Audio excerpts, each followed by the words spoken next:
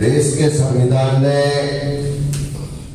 भारत के हर वासी को एक एक नागरिक को वोट का अधिकार दिया है और ये भाजपा की सरकार इलेक्शन कमीशन के साथ मिलके लोगों के वोट के अधिकार को छीनने जा रही है। पहले ही जिस तरीके से राहुल गांधी जी ने पूरे देश में वोट चोरी के नेक्सस को एक्सपोज किया, जिस तरीके से गुजरात में भी पहले नवसारी लोकसभा सीट से वोट चोरी के पूरे नेक्सस को हमने एक्सपोज किया था, उसी टाइम हमने बोला था कि लाखों की संख्या में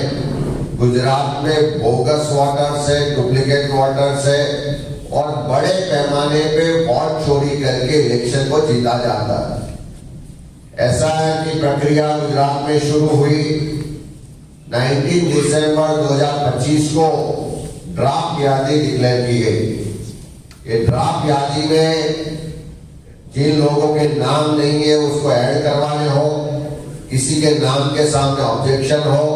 या कुछ सुधार करवाना हो तो उसके लिए फॉर्म नंबर 6, फॉर्म नंबर 7 और फॉर्म नंबर 8 और बाकी की प्रक्रिया के लिए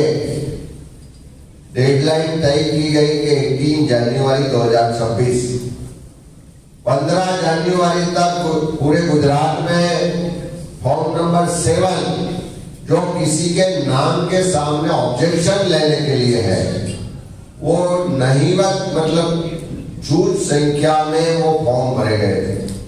लेकिन एक ऑर्गेनाइज वे में भाजपा के लोगों ने लास्ट 2 दिनों में मतलब 16, 17, 18 जनवरी को लाखों की तादाद में फॉर्म नंबर 7 भर के इलेक्शन कमीशन की ऑफिस में दिए। ये पूरा जो नेक्सस बना उसका जो फॉर्म नंबर 7 भरने का प्रक्रिया हुई, हमने चेक की तो काफी जगह ऐसा है कि एप्लीकेंट जो है वो मौजूद ही नहीं है, उसके नाम से गलत सिग्नेचर किए गए। काफी एप्लीकेंट को पूछा तो उसने बोला हमने ऑब्जेक्शन लिया ही नहीं। एक ऑर्गेनाइज वे में हर फॉर्म में कंप्यूटर प्रिंट से प्रिंट किया गया है, एक ही तरीके से फॉर्म भरे गए। साथ में अलग अलग जगह देखा तो कोई भी प्रूफ नहीं है, कोई भी डॉक्यूमेंट नहीं है, फिर भी फॉर्म नंबर 7 भरे गए। उसका स्पष्ट मतलब है कि भाजपा जो गुजरात में अब उसको हार दिख रही है, जो वोट चोरी की उसकी परंपरा रही है, वो इलेक्शन कमीशन के साथ मिलकर गुजरात में 10 लाख से ज्यादा वोटर्स के नाम कमी करने के लिए पूरी झुंबेश कर रही है। हम सरकार से भी कहना चाहते हैं, इलेक्शन कमीशन से भी कहना चाहते हैं, आप ट्रांसपेरेंट तरीके से एसआईआर की प्रोसेस हो, उसके लिए फॉर्म नंबर 7 जो भरे गए उसकी पूरी डिटेल पब्लिक डोमेन पे रखी जाए। जिन लोगों ने गलत तरीके से, गलत इरादों से फॉर्म नंबर 7 भरे उसको प्रावधान जो हमारे जोगवाई है कायदा की उसके हिसाब से उन पे कार्यवाही होनी चाहिए, एफआईआर होनी चाहिए और एक भी व्यक्ति का वोट गलत तरीके से कोई छीन ना ले, उसका अधिकार को छीन ना ले, उसका वोट कमी ना हो, उसके लिए इलेक्शन कमीशन पूरा ध्यान रखे और इलेक्शन कमीशन उस पर तुरंत कार्यवाही नहीं करेंगे तो आने वाले दिनों में हम कल से ही पूरे गुजरात में हर जिले में कलेक्टर जो डिस्ट्रिक्ट का इलेक्शन ऑफिसर है उसके सामने धरना विरोध प्रदर्शन होगा। आने वाले समय में ईसीआई से भी लड़ेंगे, लीगल हमारी टीम कोर्ट में भी जाएगी, रास्ते पे भी उतर के इसका विरोध होगा। और हम गुजरात के लोगों से भी कहना चाहते हैं कि ये भाजपा की सरकार, भाजपा के लोग और इलेक्शन कमीशन में बैठे हुए कुछ भ्रष्ट अधिकारी आपके वोट के अधिकार को छीनना चाहते हैं। उसके लिए लड़ाई के लिए सबको बाहर निकलना पड़ेगा और हम सब मिलकर लड़ेंगे और एक भी आदमी के वोट के अधिकार को ये भाजपा की सरकार या उनके जो इरादे हैं उसको हम सक्सेस नहीं होने देंगे। अमित भाई, खुद बीएलओ ने आपसे शिकायत की है, आपने ऐसा बताया? बीएलओ ने मुझसे शिकायत नहीं की, बीएलओ ने अपने जो ऊपरी अधिकारी है उसको रिटर्न में दिया है कि मेरे बूथ में जो फॉर्म नंबर 7 आए हर तरीके से गलत है। उसमें जो एप्लीकेंट है उसकी डिटेल भी गलत है, उसके एपिक नंबर भी गलत है, उसके फोन नंबर भी गलत है, उसने जो ऑब्जेक्शन लिए है वो भी गलत है। उसका कहना है कि ये पूरे ऑर्गेनाइज वे में पूरे गुजरात में हो रहा है, उसकी तहकीकात होनी चाहिए। हमारे पास पुख्ता सबूत है कि काफी जगह जिनके नाम एप्लीकेंट के तौर पे लिखे गए हैं उन्होंने खुद रिटर्न में दिया है कि मैंने सिग्नेचर नहीं किया, मैंने किसी के सामने ऑब्जेक्शन नहीं दिया। आनंद डिस्ट्रिक्ट में एक जगह तो जिसका नाम है वो सालों से फॉरेन में रह रहा है, तो एप्लीकेंट भी गलत है, उसकी डिटेल्स भी गलत है। जिन वोटर्स के खिलाफ जो रीजन दिखाए गए हैं कि यहाँ रहते नहीं है, मृत हो गए, वो रीजन भी गलत है। और पूरा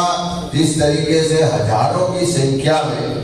3 दिन में पूरे गुजरात में असेंबली वाइज फॉर्म नंबर 7 भरे गए और भाजपा के लीडर खुद ये फॉर्म लेके इलेक्शन ऑफिसर के पास जाते हैं, प्रेशर करके फॉर्म रिसीव करवाते हैं, उसका स्पष्ट मतलब है कि भाजपा बड़े पैमाने पे लोगों के वोट के अधिकार को छीनने के लिए ये पूरा षड्यंत्र किया हुआ है। पूरे गुजरात में पिछले 30 सालों से भाजपा का शासन है और नरेंद्र मोदी जी जो भाषण में कहते हैं कि खाता नहीं हूं और खाने देता नहीं हूं, लेकिन वो यहाँ गुजरात में जब परंपरा छोड़ के गए हैं कि जब तक कोई भी गवर्नमेंट कॉन्ट्रैक्ट का कमीशन कमलम की कचेरी मतलब भाजपा की ऑफिस में नहीं पहुंचता तब तक पूरे गुजरात में किसी को गवर्नमेंट कॉन्ट्रैक्ट नहीं मिलता। और जो कॉन्ट्रैक्ट लेने से पहले ही कमीशन देना पड़ता है, तो आज गुजरात में सभी कॉन्ट्रैक्टर बोल रहे हैं कि 40% पैसे तो कमीशन में चले जाते हैं। तो ऐसी कमीशन वाली भाजपा सरकार के शासन में पिछले सालों में हमने देखा कि मोरबी का ब्रिज टूटा, सैकड़ों लोगों की मौत हो गई, गंभीरा का ब्रिज टूटा, लोगों की मौत हो गई, कहीं बड़ौदा में वो बोट कांड होता है, राजकोट में अग्निकांड होता है, सूरत में अग्निकांड होता है। चारों तरफ जो भ्रष्टाचारी शासन है उसकी वजह से लोगों के मौत भी हुए, फिर भी ये सुधरते नहीं है, फिर भी कमीशन राज बंद नहीं होता, भ्रष्टाचार रुकता नहीं। उसका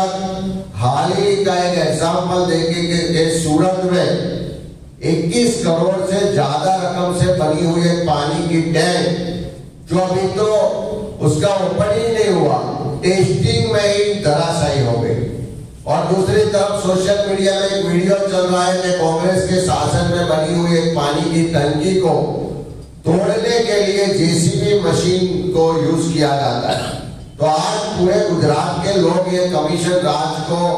देख रहे हैं, पूरी दुनिया के सामने भाजपा का कमीशन राज एक्सपोज हो रहा है। और ये पानी की टंकी या ब्रिज नहीं टूट रहे, ये भाजपा का जो भ्रष्टाचार है, जो कमीशन राज है, जो 40% कमीशन वाली ये गुजरात की भाजपा सरकार है, वो हर तरफ से एक्सपोज हो रही है।